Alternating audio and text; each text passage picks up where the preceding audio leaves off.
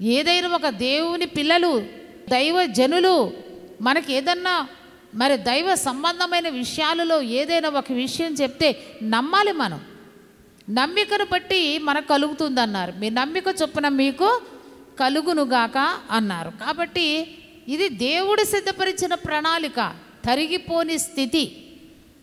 ఏమాత్రము కూడా కరువులో కూడా కలిమి అంటారు చూసారా? కరువు కాలములో కలిమి కాలము వచ్చింది ఈ సారెపతి విధవరాలికి. మరలా చెప్తున్నాను, కరువు కాలములో కలిమి కలిగింది ఈ విధవరాలైన ఈమెకు. కనుకనే ప్రియమైన వారలారా, ఇలాంటి కలిమి దేవుడు మనకు అనుగ్రహించేవాడై ఉన్నాడు. కాబట్టి దేవుని వాక్యంలో మనం చూసినట్లయితే 23వ దావీదు కీర్తన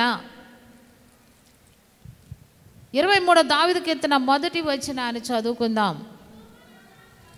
యెహోవా నా కాపరి, యెహోవా నా కాపరి, నాకు లేమి కలగదు. అంటే దేవుడు కాపరిగా ఉన్న వారికి ఏమి కలగదు? అమ్మ మళ్ళీ చెప్పాలి. దేవుడు మనకు కాపరిగా ఉంటే ఏమి కలగదు? లేమి కలగదు. ఏమి కలగదు కాదు, లేమి కలగదు. దేవుడు కాపరిగా ఉంటే లేమి కలగదు. అంటే కరువు ఉన్న కరువుగా ఉండదు మనకి.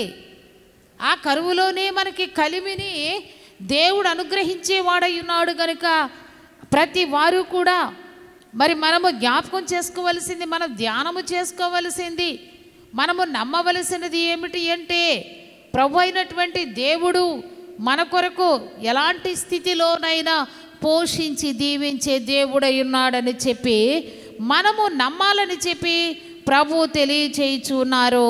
దేవునికి స్తోత్రం.